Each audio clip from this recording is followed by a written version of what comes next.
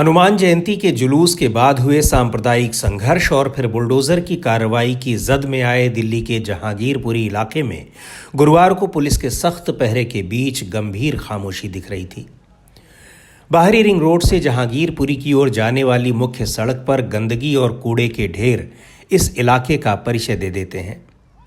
अंदर की ओर H block से लेकर सी ब्लॉक तक 5 स्तरों की पुलिस बैरिकेडिंग ये भी बता दे रही है कि यहाँ क्या हुआ है और इस वक्त हालात कैसे हैं। सी ब्लॉक चौराहे पर तीनों ओर सख्त बैरिकेडिंग के साथ ही पुलिस और पैरामिलिट्री की बड़ी संख्या में मौजूदगी प्रशासनिक सख्ती को कम, स्थिति की गंभीरता को ज्यादा बयां कर रहे हैं। चौराहे के बाईं ओर वो मस्जिद है जिसकी दीवार के कथित अवैध हिस्से को बुधवार को बुलडोजर से गिरा दिया गया था। इसके ठीक पास ही एक मंदिर भी है। मंदिर का भी कुछ हिस्सा अवैध और अतिक्रमण की श्रेणी में आता है, लेकिन बुलडोजर वहां तक पहुंचता कि उससे पहले बुलडोजर के खौफ को सुप्रीम कोर्ट पहुंचा दिया गया। सुप्रीम कोर्ट ने बुधवार को बुलडोजर की कार्रवाई पर रोक लगाई और फिर अगले दिन यानी गुरुवार को इस आदेश को 2 हफ्ते तक के लिए बढ़ा दिया। लेकिन कोर्ट के आदेश से पहले तक बुलडोजर ने इस इलाके में जो सक्रियता दिखाई, उसका असर यहाँ की सड़कों पर साफ दिखाई पड़ रहा है। सड़क के किनारे की तमाम दुकानें और रेहड़ी पटरियां हटा दी गई हैं और सकरी गलियां बन चुकी चौड़ी सड़कें एक बार फिर अपने मूल स्वरूप में दिखने लगी हैं। सी ब्लॉक चौराहे से आगे का रास्ता इस तरह बंद किया गया है कि न तो कोई अंदर जा सकता है और न ही वहां से कोई बाहर आ सकता है। मीडिया को भी अंदर जाने की अनुमति नहीं है। मीडिया को क्यों नहीं जाने दिया जा रहा है, इस सवाल का जवाब यहाँ किसी अधिकारी या पुलिसकर्मी के पास नहीं है। यही हाल बाईं ओर मस्जिद और मंदिर की ओर जाने वाली सड़क का भी है। बुलडोजर ने इन्हीं दोनों सड़कों के किनारों पर कहर ढाया था। जिन लोगों की दुकानों पर बुलडोजर चले थे वो एक दिन बाद भी खौफ में है। आगे क्या होगा, ये सवाल तो उनके सामने है ही। मुस्लिम समुदाय के लोगों में इस बात को लेकर भी मायूसी है कि 10 दिन बाद ही उनका सबसे खास त्यौहार ईद है और रमज़ान के मौके पर उनकी रोजी रोटी चली गई। हालांकि दुकानें हिंदुओं की भी तोड़ी गई हैं और इस मामले में बुलडोजर ने कोई भेदभाव नहीं किया है। ये अलग बात है कि ज़्यादातर दुकानें मुसलमानों की हैं। इलाके के ज़्यादातर लोग कबाड़ी का काम करते हैं और इकट्ठा किया गया कबाड़ सड़कों के किनारे ही जमा कर देते हैं, लेकिन अब सारा कबाड़ यहाँ से साफ कर दिया गया है। सी ब्लॉक के भीतरी इलाकों में मुख्य सड़क से प्रवेश पूरी तरह प्रतिबंधित है, लेकिन हमने पीड़ित परिवारों से मिलने के लिए कुछ दूसरे रास्तों की तलाश की।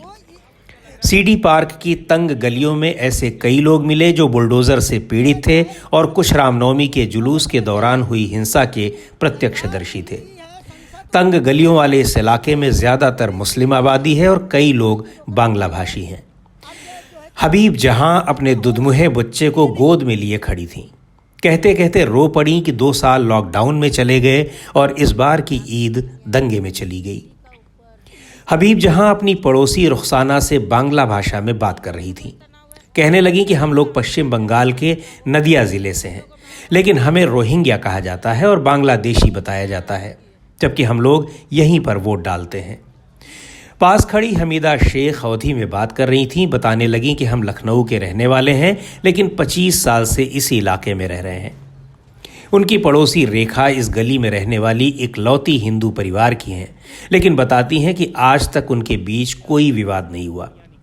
सीडी पार्क के ज़्यादातर लोगों का यही कहना है कि वो सभी लोग यहाँ सौहार्दपूर्ण तरीके से रहते हैं और हनुमत जयंती के दिन हुई हिंसा के लिए ये सभी लोग बाहरी लोगों को जिम्मेदार ठहराते हैं। हालांकि इसी इलाके में बबीता जैसी महिलाएं भी हैं जो बताती हैं कि चाकू और कुछ अन्य हथियार लिए मुस्लिम लड़के अक्सर यहाँ टहलते रहते हैं और हिंदू लोग उनसे खौफ जता रहते हैं। यहाँ तक कि पुलिस वाले भी अंदर नहीं आते। जहांगीरपुरी में गत 16 अप्रैल को हनुमान जयंती पर हिंसा हुई थी। उस दिन जुलूस के दौरान पथराव, आगजनी और गोलीबारी की हिंसक झड़पें हुई, जिनमें 8 पुलिसकर्मियों और कुछ स्थानीय लोगों को चोटें आई थीं। दिल्ली पुलिस ने इस मामले में 5 लोगों पर राष्ट्रीय सुरक्षा कानून लगाया है। हिंसा के बाद दिल्ली नगर निगम ने हिंसा वाली जगह पर अवैध संपत्तियों और अतिक्रमण पर बुलडोजर चलाने का ऐलान किया और इसके लिए 20 और 21 अप्रैल की तारीख तय की गई। सी ब्लॉक के बाहर सुरेश गर्ग की किराने की दुकान है। बताने लगे कि हनुमत जयंती के दिन तीसरी बार जब जुलूस निकला तो पथराव होने लगा और कई दुकानें लूट ली गईं, जिनमें उनकी दुकान भी शामिल है। ये कौन लोग थे सुरेश गर्ग नहीं जानते, पर ये ज़रूर कहते हैं कि यहाँ उनकी दुकान 1990 से है। लेकिन बाबरी मस्जिद ढहाने की घटना के बाद उपजे तनावपूर्ण माहौल के बाद भी यहाँ कभी कोई सांप्रदायिक हिंसा नहीं हुई, जबकि आसपास ज़्यादातर मुस्लिम आबादी ही है।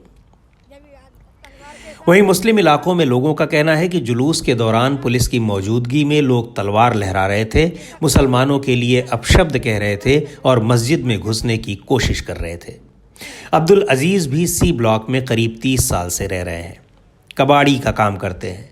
कहने लगे कि हिंदुओं के किसी भी जुलूस या शोभा यात्रा में उन्होंने तलवारें नहीं देखी थी, पहली बार ये सब देखा और पुलिस वाले जैसे सब उन्हें सब कुछ करने दे रहे थे। हालांकि इस इलाके के लोगों को उम्मीद है कि जल्दी ही सब कुछ ठीक हो जाएगा। इलाके के लोगों का आरोप है कि हिंसा के पीछे बाहरी लोग थे और कुछ लोगों ने राजनीतिक लाभ के लिए ये सब जानबूझकर कराया। हालांकि इसके पक्ष में उनके पास कोई प्रमाण नहीं है। सुप्रीम कोर्ट के नए आदेश के बाद माहौल में शांति है, लेकिन राजनीतिक दलों के लोगों के आने जाने से माहौल में गर्मी बनी हुई है। हालांकि स्थानीय लोग राजनीतिक लोगों की आवाजाही को पसंद नहीं कर रहे हैं, लेकिन उनकी सबसे ज्यादा नाराजगी उस मीडिया से है जो उनके अनुसार बात तो कुछ करती है लेकिन बताती कुछ और है।